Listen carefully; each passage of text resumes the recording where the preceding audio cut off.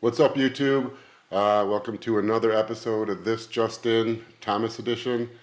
Uh, if you like this content, if you like any of the Team Troponin content, remember to like, subscribe, turn on notifications, join Team Troponin, or check out troponinnutrition.com. And give us your feedback in the comments. Let us know what you like and what you don't like. Today we're going to start off talking about peak week. And so I have Thomas here. If you haven't watched the other episodes with Thomas, Thomas works with me at Troponin Nutrition. He's been my other nutritionist for about 5 years, almost 6 years now. Very good nutritionist. He's got his master's in, what's your specific? Nutrition science. Nutrition science, yeah. So as far as, he's a competitor. He's, as far as knowing both ends of the spectrum, the academic science and the bro science, he's got it all as good as it gets. As far as educational background, you're not going to find anyone probably in the game that what we're doing as bodybuilding coaches with as deep as of a nutritional background educationally. But we're going to start out today talking about peak weeks, and I thought it'd be interesting because we discuss how we handle things and how we handle clients, and every once in a while we'll share client updates and kind of discuss how we would handle things or how we handle peak week. But we're our own individual coaches, so I thought it'd be interesting to see how we each handle the peak week differently. And they vary quite a bit. So I'm gonna do, because it's popular now, like a men's classic physique competitor. So just kind of middle of the road. So it's kind of the most, like the middle of the bell curve for spectrum. If we do like a super heavyweight bodybuilder, it's going to be so much different than a bikini competitor. They're not really even the same thing. But this kind of gets us in the middle somewhere. You can get a general idea. So why don't you walk us through maybe, a classic men's peak week? Yeah, I think it's important just to, once you get to the final week, to just not fuck things up.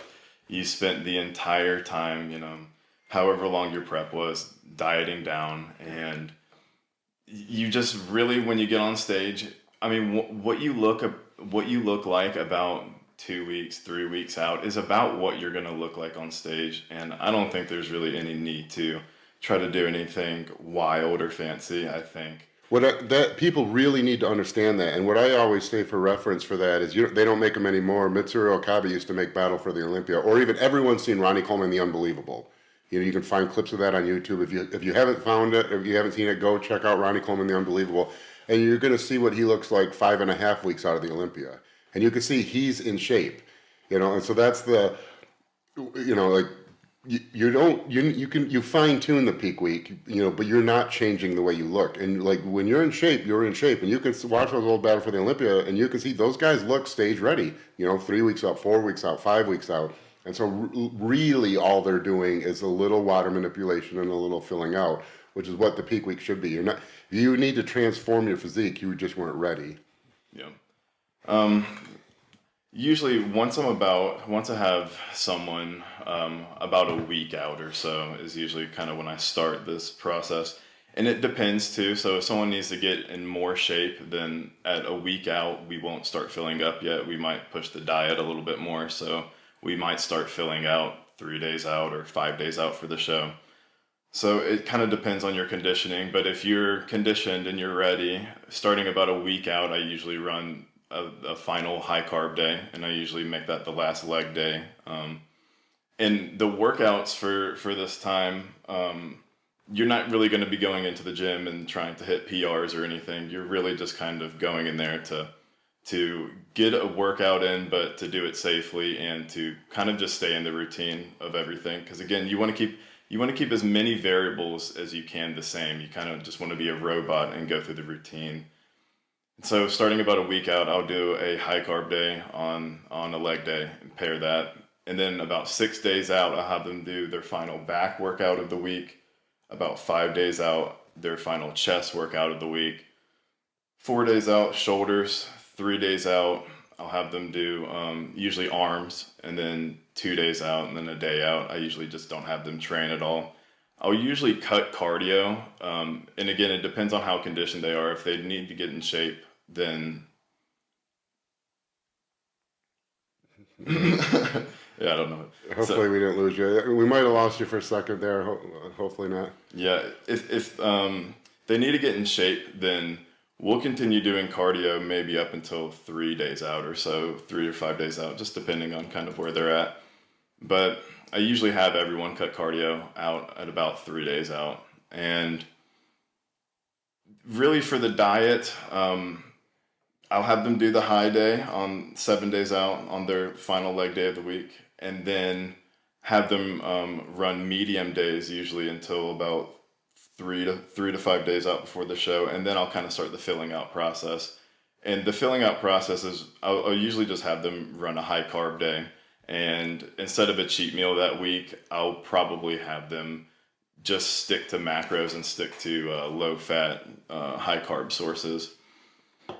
And at this point, once you fill them up, it might, depending on where they're at, you can have them run a high day or maybe 2 high days. If they're really depleted, they might need 2 high days in a row. But then after that, you're about 3 days out. And at this point, you just kind of want to hold that look. So I'll raise their calories up to about an isocaloric point, to where they're not depleting themselves, but we're not filling out anymore. We're just trying to keep the same look. And I like to fill out a couple of days out instead of, just a day out. Like instead of 1 day out, filling out just before the show, I like to do it, like I was saying, 3 to 5 days out, because to fill out, you have to eat a bunch of food. So your food volume is going to be very high. You're going to be bloated and distended. And so I kind of want to reduce food volume as much as I can going into the show, so your stomach isn't, so you don't have a bloated look, but you're still full and filled out. Yeah, I do it very, very similar. I do a last high carb day of the week out with no cheat meal, just straight, right on our high day macros. That'll be their last leg day. What I do from then is 6, 5, 4, and probably 3 days out. I'll have them train only upper body, but I'll rotate. I'll do push, pull, push, pull. And then they're workouts, but you're really just moving blood around. We're talking 5, maybe 6 sets per body part, higher rep, nothing that would get you we don't want any soreness or any inflammation, no water retention. So it's nothing to get sore. Cardio ends, it can vary, but I'll just give an example. I'll say someone that they're in shape. We're not doing, we are ready for the peak week. We're dialed in. We've been ready for a week and a half at this point. That's what my case study will be. I'll have them just do light cardio. 4 days out will be the last they do there. We may do some mild training during the carb up, which for a Saturday show, the main carb up day would be Thursday, but really only if we feel like we're filling out too quickly or we need to move some blood around. And I'll do 7 days out will be a high day, 6 days out will be a medium day, 5 days out, 4 days out will both be low days. Then 3 days out, we'll do slightly higher carb intake.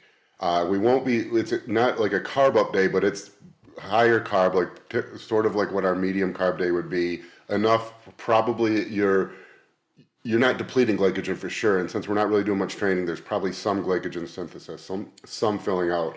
And then Thursday, 2 days out, is my main carb up day.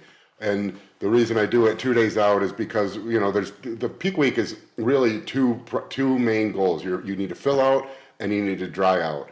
And they're mutually opposing processes, really. Filling out is the action of, because glycogen is 4 times as much water as it is as carbohydrates. So you can't fill out without the water. So, trying to fill out and dry out at the same time is like just doing 2 different things. It's like, trying to fill a boat with water while you're trying to empty water out of the boat. They're just different processes. So we keep water high through Thursday, may taper it a tiny bit Thursday, but typically water high. That's our big carb up day.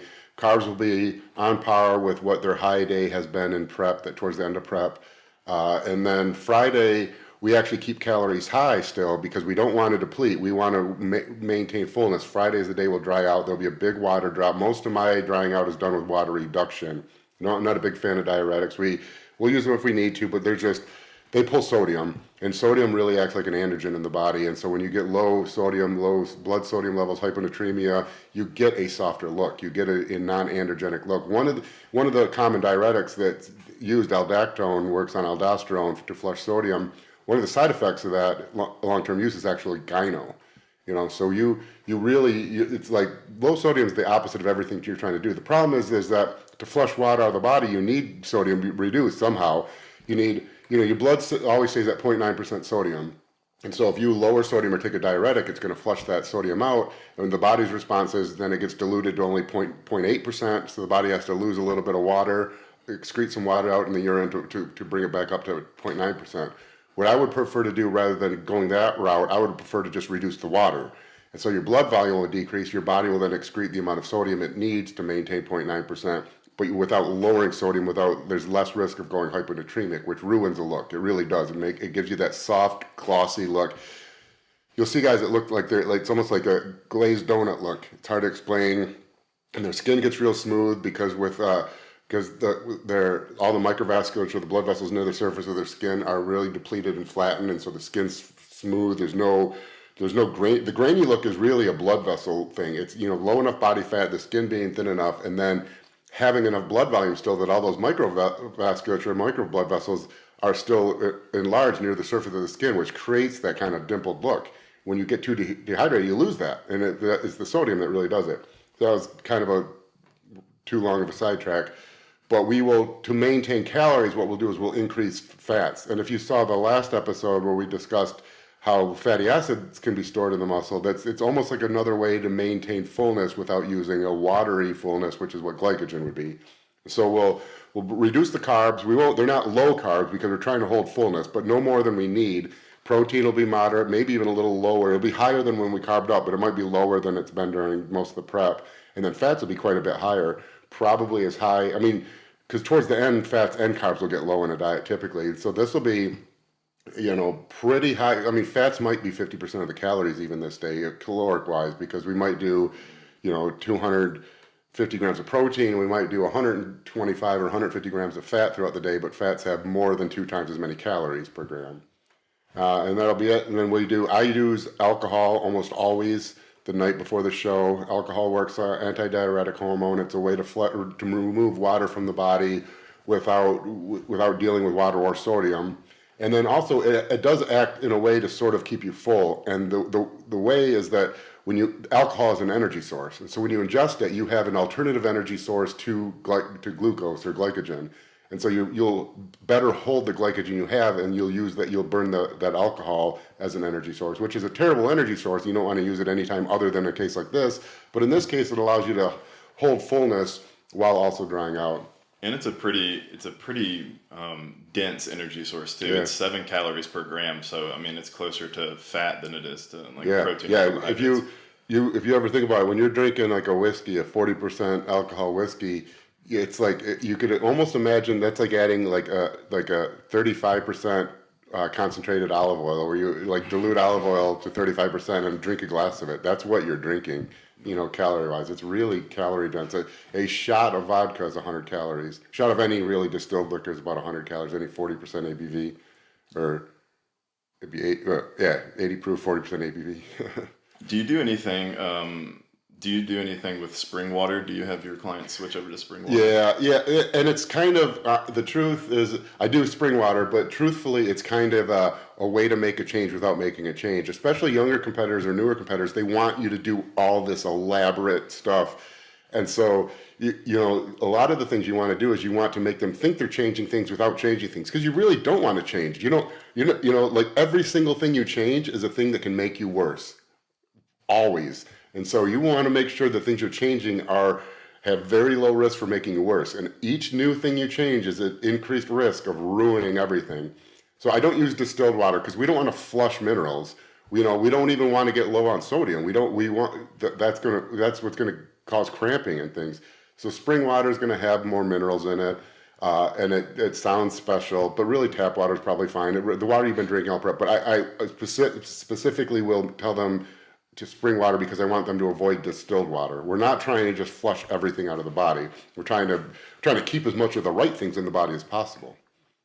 Yeah, I was gonna kind of segue into kind of the weeks prior to the show, and we kind of touched a little bit yesterday on the on metabolic adaptation, but especially once you start getting really close to a show and you're about a month out or so, 4 weeks out, you're going to have significant metabolic adaptation at that point. And so what's going to happen is your body is going to set its calories lower to prevent you from starving to death. So a good way that it does this, it decreases something called NEAT, non-exercise adaptive thermogenesis. And this can be anything from, if I'm talking, I'm moving my hands. This requires energy to move my hands right now. Even though I'm not thinking about it, I'm still contracting muscles. There's energy requirements.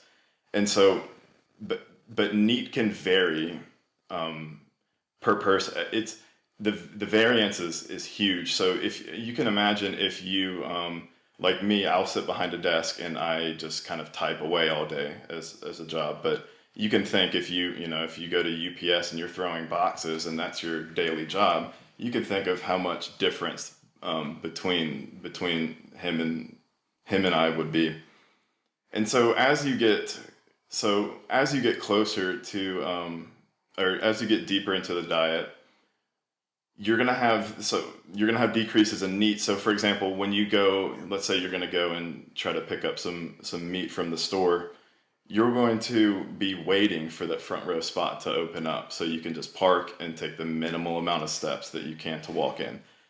You might not even think about it. If you're used to every Sunday taking your dog to the park and walking around, suddenly once you get about 4 weeks out, you're not going to be taking your dog to the park. And you're not even, like I said, you're not even really going to be thinking about it.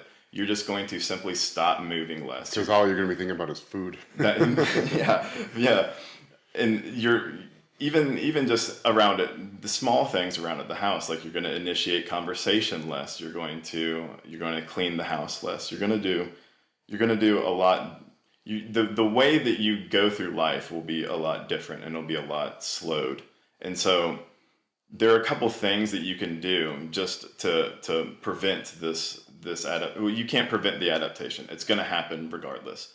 But something that you can do to monitor is to make sure that, for instance, you consistently, if you're going to go to Kroger, to your local supermarket and shop for your food, to park in the back of the parking lot every time and just walk and have kind of a designated spot. Try to make as many consistencies as you can. If it's a Sunday and you've always taken your dog to the park and you guys go walk around for 30 minutes or an hour, continue doing that. Continue having the same sort of routine. And you can buy a stepwatch very cheap. I think you can buy them probably $10 or $20 or so on Amazon. Your phone will have it too. Yeah. I mean, just keep your phone in your pocket. Yeah. I'm not sure where the last video cut out, but we were talking about having a step counter to track your daily steps. And if you didn't track your daily steps in a normal weight loss diet, you would see that it would just naturally decrease as you go along if you didn't track it. So you can get a step counter, and you can kind of have a limit, and you can have like a requirement, kind of a minimum step goal that you want to take, and you should take this before you start your diet, because you want to have like a clear measurement of kind of where your baseline is at before you start your diet process and have any sort of metabolic adaptation that's influencing your step counts. And it could be a really easy tool. Just so I don't forget, sorry. Just for so you understand kind of mathematically what's going on with the step counts. The average person burns something like 40 calories per 1,000 steps, which doesn't sound like very much, and it's not really very much. Which is one evidence that why you can't outwork or out cardio a bad diet, because there's just only so many steps you could take. But it does add up. 12,000 steps a day is 500 calories per day. That's a pound of fat a week, so that is, if you're someone who walks, 12,000 steps a day and late in prep, you dramatically decrease that to near zero, that's a pound of fat every single week, so in 6 weeks, 6 pounds of fat that's a difference maker. You're not going to be in shape. Even 3 or 4 weeks of that is a difference maker. So it does add up, and that can be, and cutting 500 calories from the diet is, at that point, when you're 4 weeks out, pulling 500 calories from the diet is not fun. And so if that, which is what you'd have to do to make up for the lost steps. So it really does make a difference. Yeah. Do you want to go into like kind of the thermic effect of food a little bit more? Yeah. Because we touched on it yesterday a little bit, but there's a cool study, and it's in the study they recruited participants and they had them eat 2 different types of sandwiches. So one sandwich was white bread and processed cheese, like Kraft's, just processed cheese. The other one was like a whole grain bread and cheddar cheese. And they tested the thermic effect at the end of this feeding. And so so if it fits your macros, it's kind of like a common sort of, it's a good dieting tool, and it's good to, especially if you want some flexibility and stuff, and you can make huge body composition changes, and you can even probably do, bikini shows, physique shows, some like men's physique shows, and you can get in shape enough using kind of if it fits your macros program. But you're probably not going to see many of the top tier bodybuilders, or like any people going on like the Mr. Olympia stage. They're probably not going to be following an if it fits your macro diet. But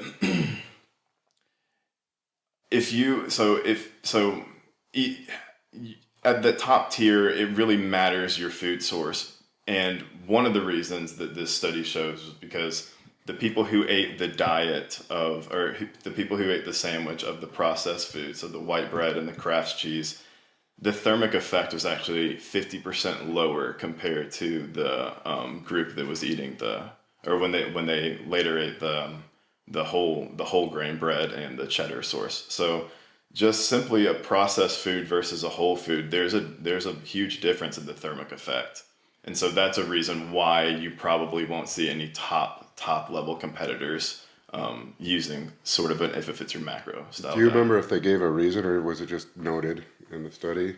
I'll go back and look at it. Yeah, I don't remember off the top of my head. Yeah, I'm trying to think, because that'd be like we talk about first principles. That'd be a fun one to try to. Yeah, if you think, I would assume that the whole grain bread probably had more bran, more fiber, and fiber. The thermic effect of fiber is roughly 30-something%. So I would assume that the increase in fiber probably contributed to that. Yeah, you can imagine. And then in general, the carbohydrate sources are probably a larger complex molecule of carbohydrate, which, just so everyone knows, you can't get carbohydrates in your bloodstream, only sugars. So whatever you eat, however big the carbohydrate structure is, that before it's in your bloodstream, your body has to break it down into simple sugar form, and there's only several simple sugars.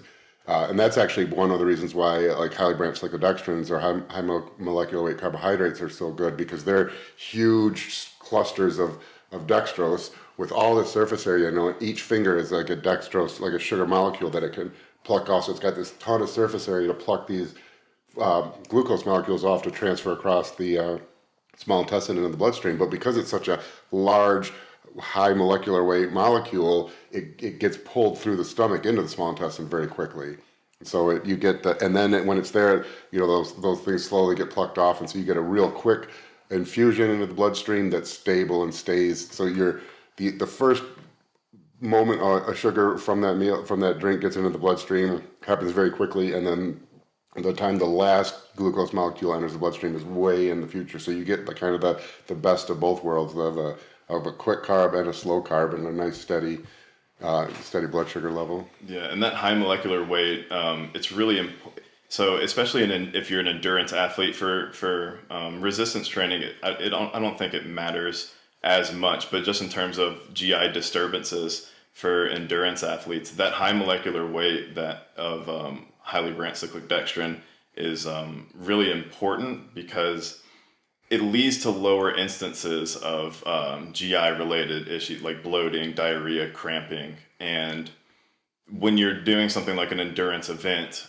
having a carbohydrate source is very important. It's going to increase your athletic performance, especially if it's some sort of long endurance event like a marathon or something like a triathlon.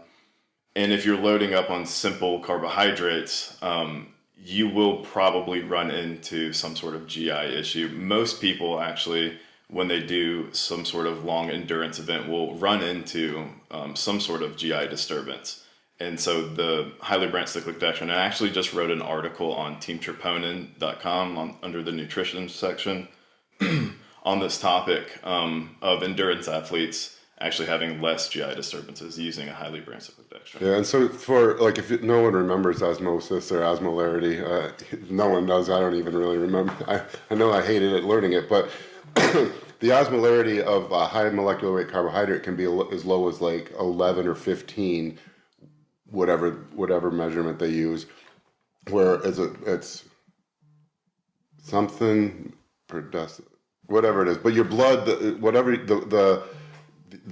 osmolarity of your blood is around 300. It's like 297 to 303. It's a real small range, and so you can see that huge gradient from 11 to 300. Which you can see there's going to be the osmolarity pull is going to be very high. Where a simple sugar like a fructose or a high fructose corn syrup drink, I think it's somewhere between 100 and 200. So it's very close to blood. So you can see like if you get up to 200 and your blood's 297, there isn't a very strong pull at all. And so that water is going to pool in your stomach and just kind of sit there. There's nothing pulling it through the system. Where with high molecular weight carbohydrates, you can actually get you can get too much pull, and there's something called dumping syndrome.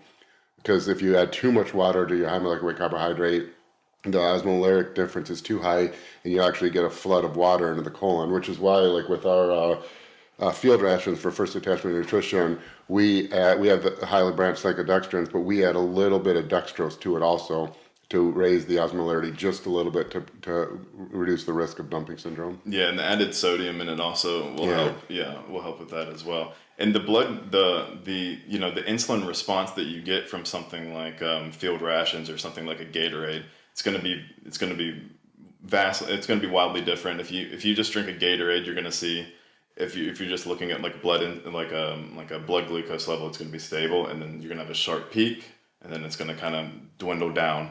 And then when you have this highly branched cyclic dextrin, once like you were saying, it's a high molecular structure, and it's plucking molecules off of it, so it's entering the small intestine where absorption takes place very quickly, but it's slowly being plucked. Yeah. So if you're looking, it's going to be like just kind of a slow, gentle rise, which is what you want. You don't want these peaks and lows. Yeah, again, and it'll start in, like it'll come in and start raising your blood sugar levels really quickly, way before the dextrose solution will. The dextrose does all at once, one big spike. So that's what we mean by the best of both worlds. You get rapid, entry into the blood with the sugar, and then it stays there for a long period of time. I'll have to go look because I actually read a paper on the difference of how. Okay, you guys probably will barely notice. We'll cut this and edit it, but I'm having connection problems and it keeps booting me off. So we got lost in the middle of a train of thought, and rather than carry on, I think we'll start a new one.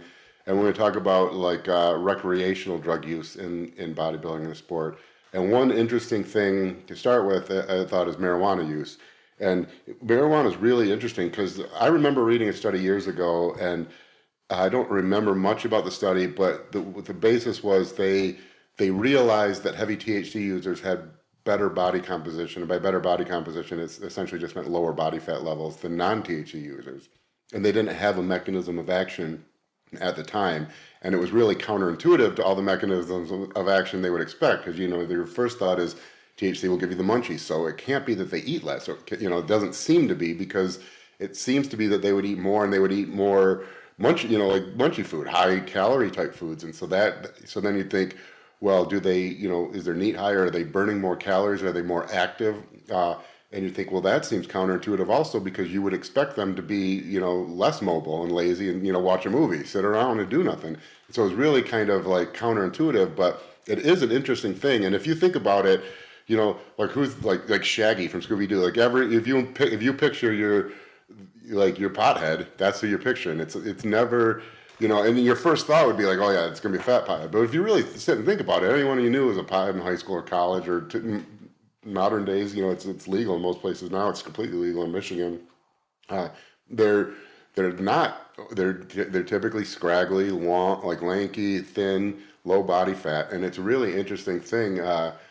But because clients will always ask if they can use THC, and they're worried, I'd really like to, it helps me, at the end of the day with prep, or helps me get through cardio, but I'm worried that I'll get the munchies, and, that's just, that's like a mental toughness thing. You just can't eat the food, And really, with THC, you should be able to convince yourself that your diet food tastes good. If you're good, if you get yourself in the right mindset, you can convince yourself that your chicken and broccoli is amazing.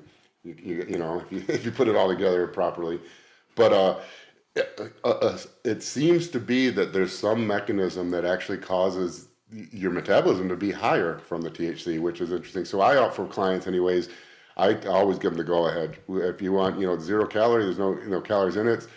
If that's what gets you through the day or gets you through the evening, if you are eating off plan, we need to remove it. But if you are able to stay on plan, it seems to be a benefit to the diet. Yeah, and it is nice because, we were talking earlier about alcohol being 7 calories per gram. So that's not really a drug that you can really do if you're a bodybuilder, especially if you're in a prep.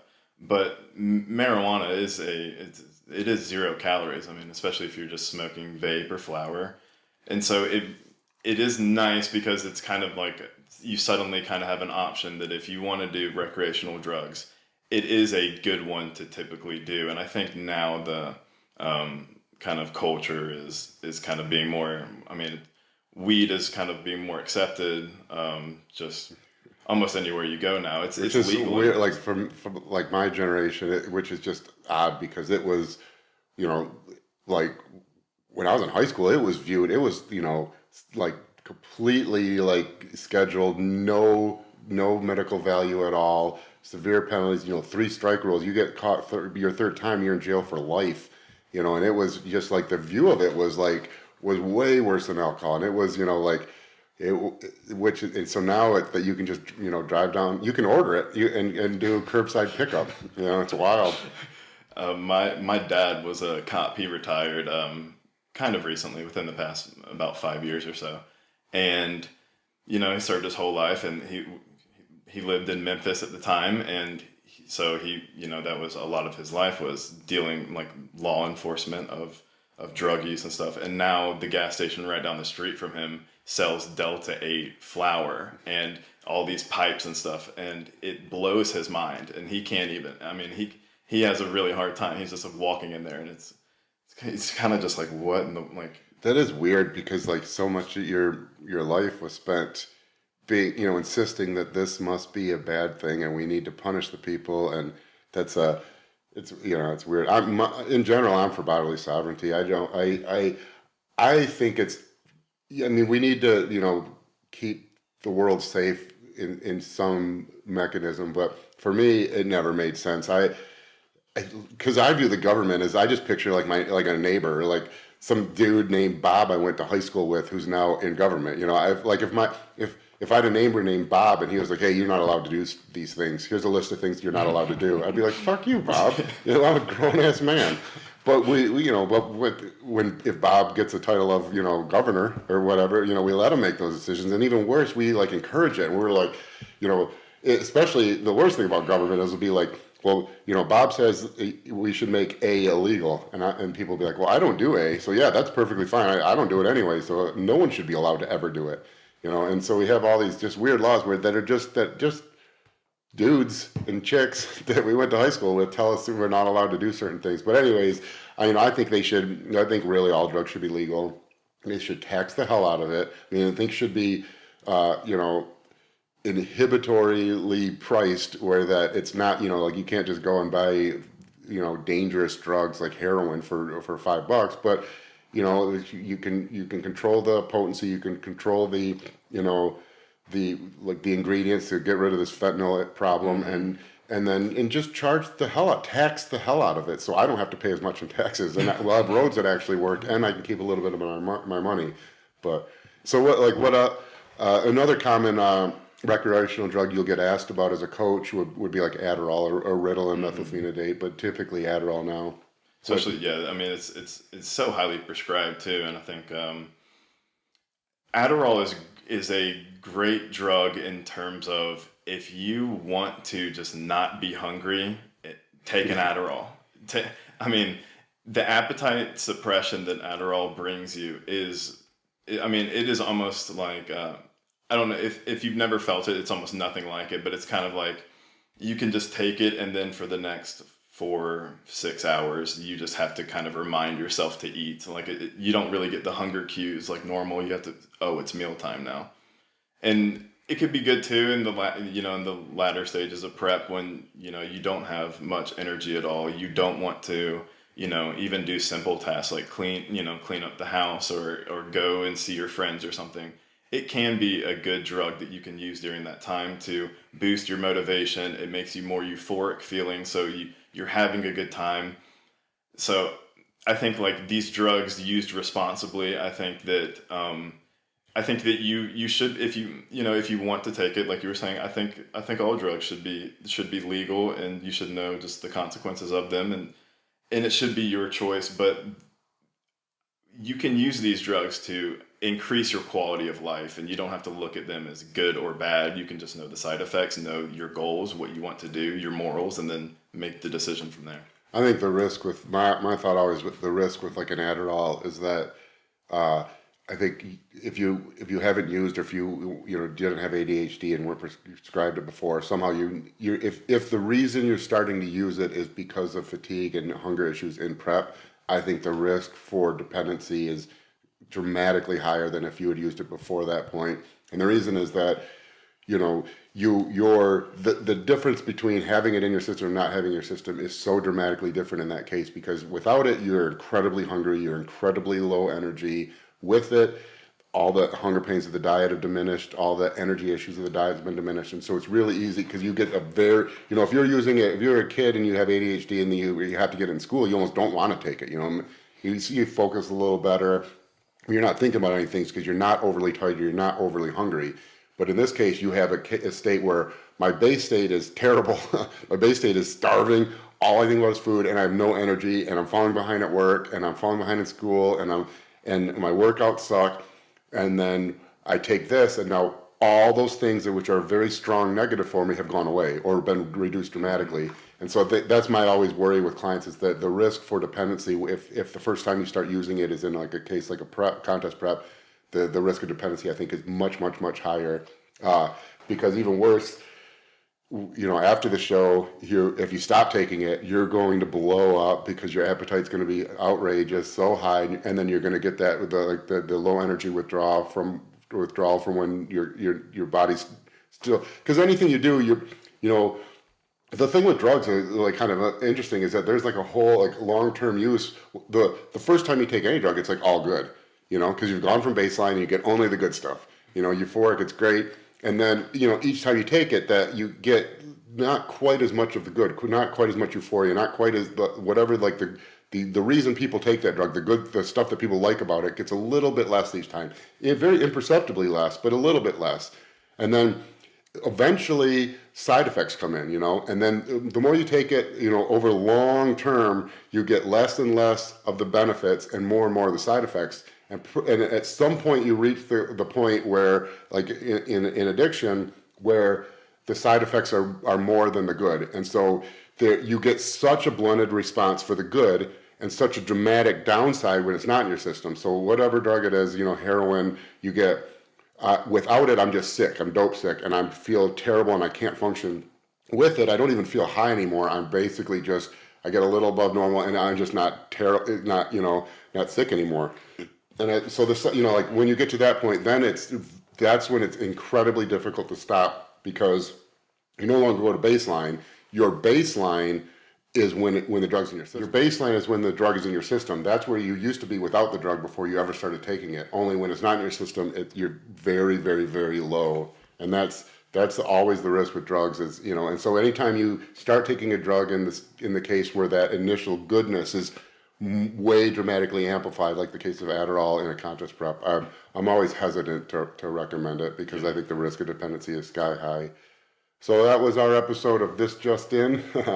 I think this was our fourth one. Like I said at the beginning, if you like what we're doing, click the subscribe button, click the like button, turn on notifications, join Team Troponin, and leave us anything in the comments that you'd like us to cover, any topics you'd like. Thanks.